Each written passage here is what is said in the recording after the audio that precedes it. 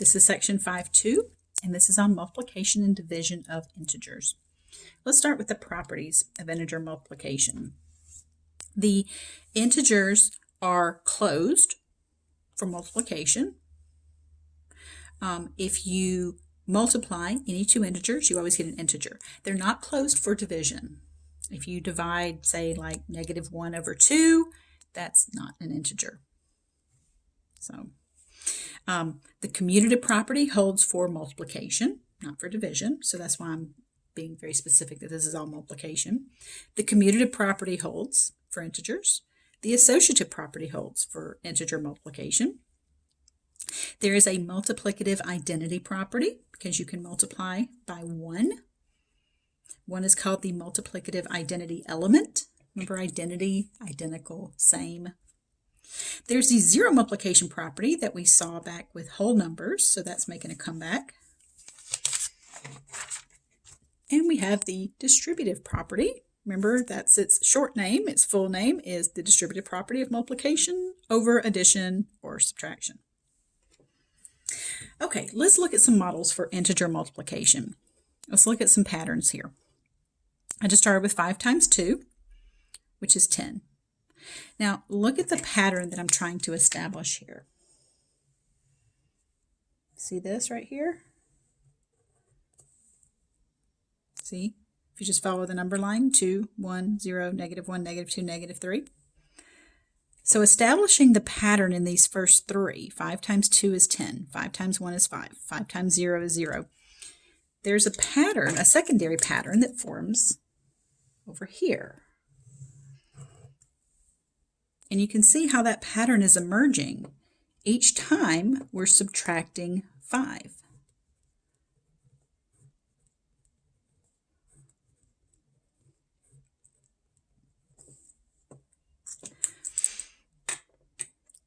Okay, over here, we've got that same pattern again, but here I gave this a negative number over here.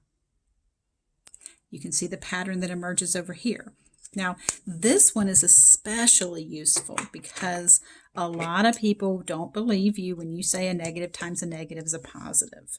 Or they'll believe this one, but then they won't believe that a negative plus a negative is a negative. You know, I hear a lot of people will say, oh, my teacher told me that a negative and a negative make a positive. Okay, I don't know what this and operation is that you speak of. So you got to be really careful with your words. You can't say negative and a negative.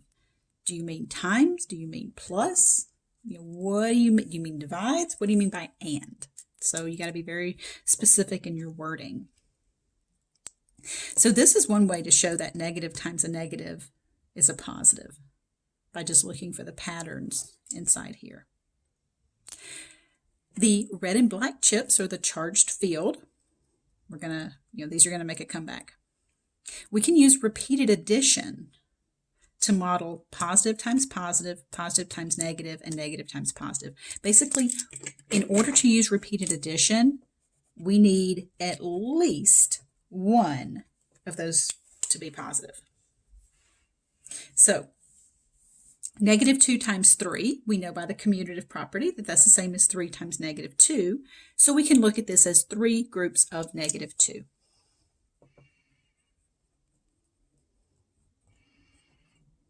Or 3 groups of 2 red chips. Remember, red was negative.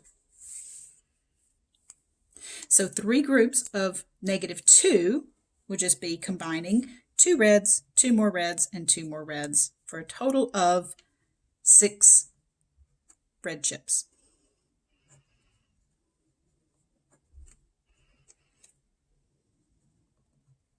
All right, let's get another one. We can use repeated addition for 4 times -3. That's just going to be 4 groups of 3 red.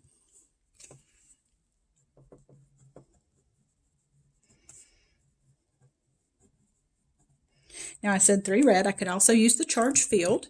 If you prefer to use the negative signs, that's a good one to use.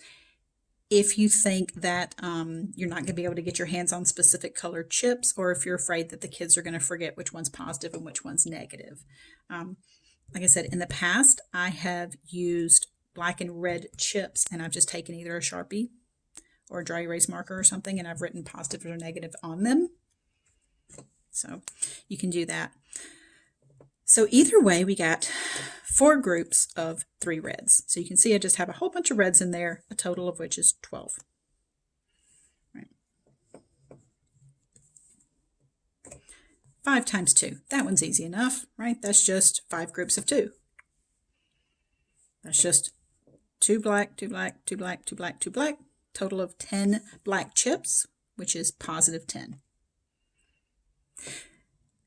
Using black and red chips to model a negative times a negative is trickier.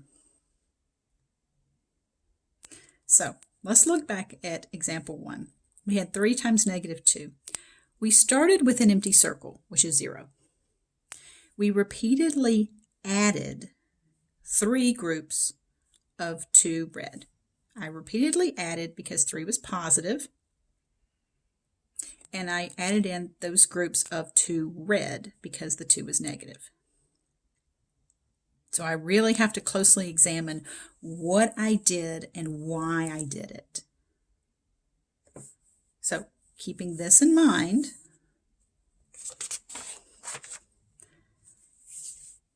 four times negative 3. I started with an empty circle 0, and I repeatedly added, because that's a positive 4, 4 groups of 3 red, because that's negative. Okay, so here, let me just kind of, because that's positive.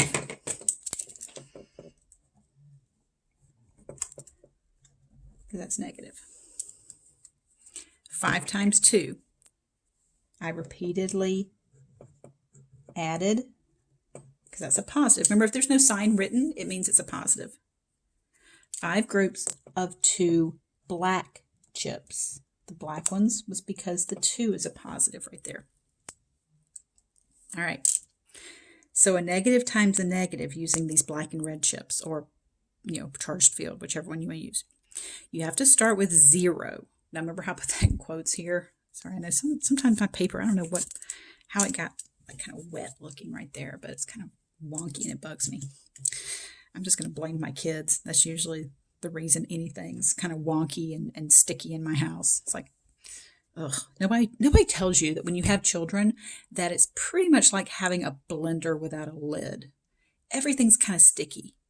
It's like when my husband was in a fraternity in college, and I'd go over there and I'm like, ugh, everything's sticky and gross. That's how it is, but it's just my life now. So anyway, if you have kids, then you probably understand. If not, well, you've been warned. So anyway, back at the home front here, negative 3 times negative 4. So remember, I had to repeatedly add. Oh, wait, sorry, started with 0. We got to start with 0. And I need to repeatedly subtract. See that negative right there? That's why I'm going to subtract. Because before I was adding, because those first numbers were positive there. 3 groups of 4 red. All right. So I need to have 3 groups of 4 red to be able to take out. So that's going to tell me what kind of 0 I have to start with. So look at this before I take anything out. Look, I've got 4 reds, 4 black, 0. 4 reds, 4 black, 0. 4 reds, 4 black, 0. So look, inside here, that's just 0. That value is 0. Yeah, there's a whole bunch of stuff in there, but it's 0. It's nothing. You see nothing. Using the force on you. So now that I've got my 0 in here, I'm going to repeatedly take out 3 groups of 4 red. So, okay, here's a group of 4 red. There's another group, and there's another group. 1, 2, 3 groups of 4 reds.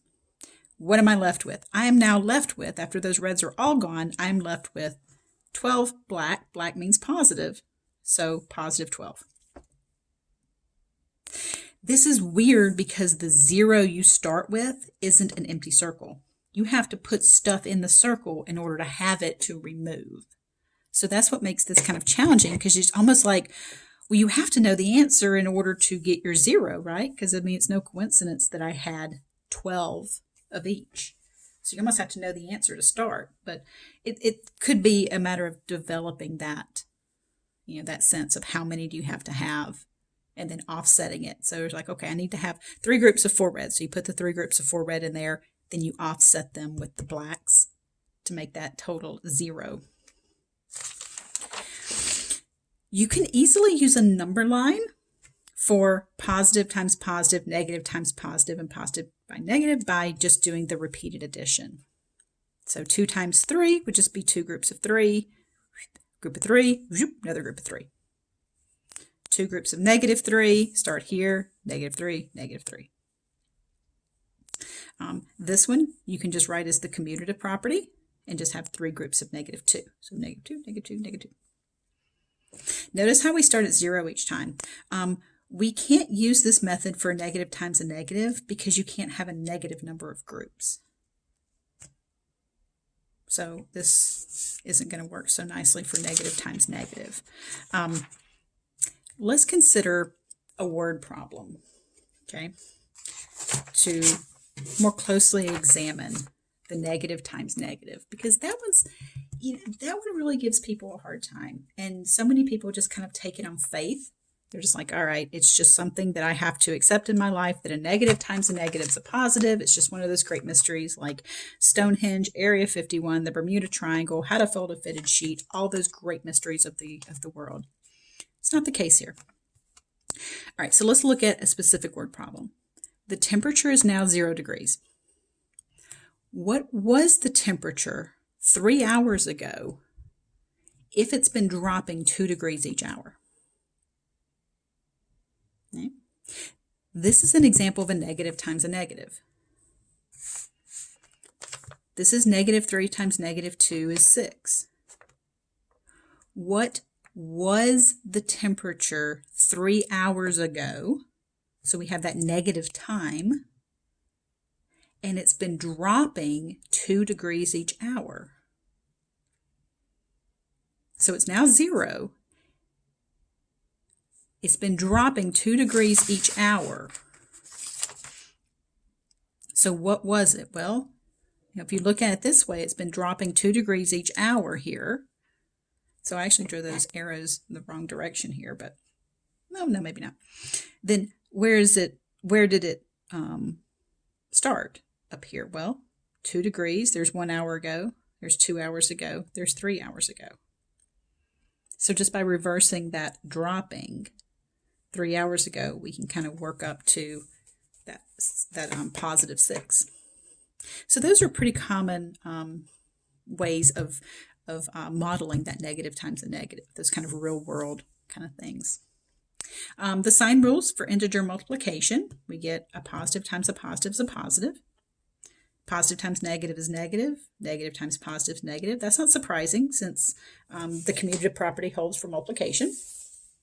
And because these can all be written as repeated addition. The negative times negative is a positive. That one's trickier to have to see. That was kind of a real world problem. But I think the black and red chips are probably the best way of showing that, because you always start off with 0 and you're always taking away the reds, so you're left with the black chips, which is positive. All right, so let's look at the division rules. Now, the division rules are really just an extension of the multiplication rules. So positive divided by positive is positive. Positive divided by negative is negative. Negative divided by positive is negative. Negative divided by negative is positive. These are really just the multiplication rules written in division form. So something like 10 divided by 5 is 2. Its related multiplication problem would be 2 times 5 is 10.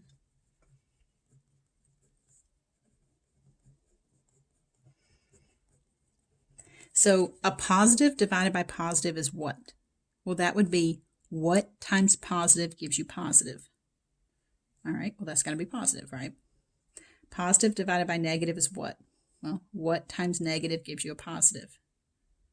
That would be a negative. and so on. So these are just an extension of the multiplication sign rules.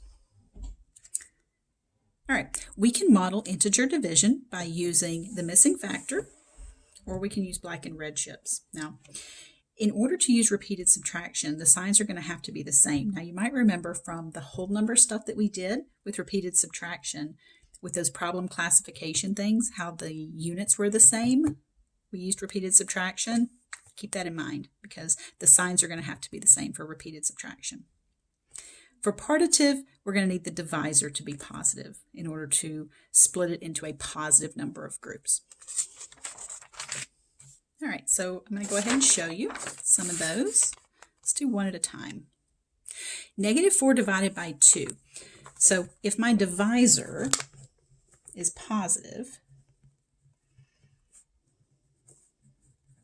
I can use a partitive approach. So I take -4, which is 4 reds, and I'm going to split it into 2 equal groups. Then how many are in each group? Well, there's 2 red in each group. And that has a value of -2. Remember, red is negative. This one would be repeated subtraction because the signs are the same. We need those signs to be the same for repeated subtraction because I need to be able to take out whatever this is. So I start with 6 red, and I'm going to repeatedly subtract 3 red.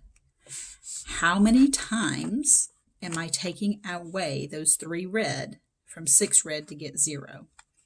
That would be 2 times. That also is requiring that this quotient is going to be positive. And that's going to happen if those are the same sign, the dividend and the divisor.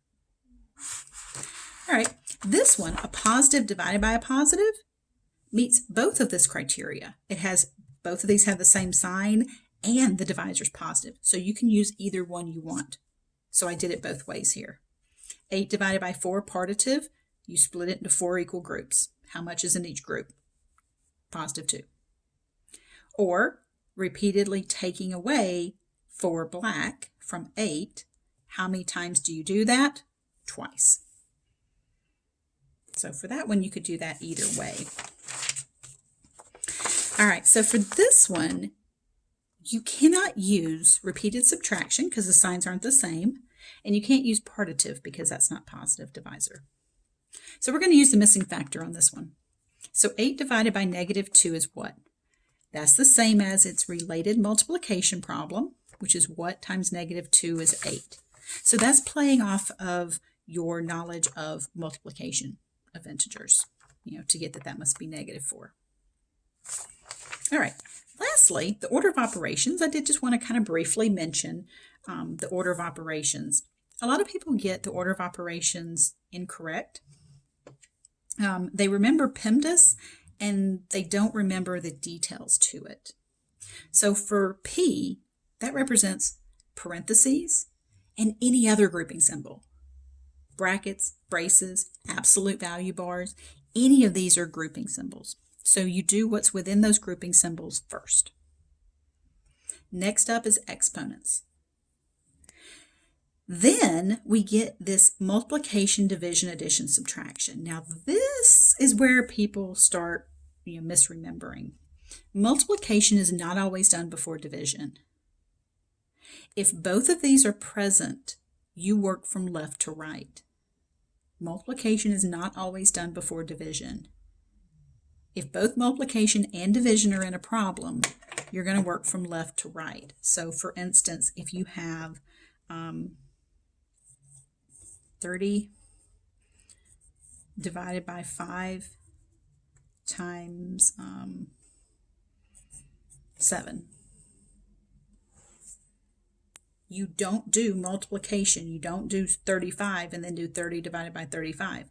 You do 30 divided by 5 is 6. 6 times 7 is 42. If you don't believe me, just in case I don't seem like a credible source, the calculator's programmed with the order of operations. We got the same answer. Coincidence? I think not.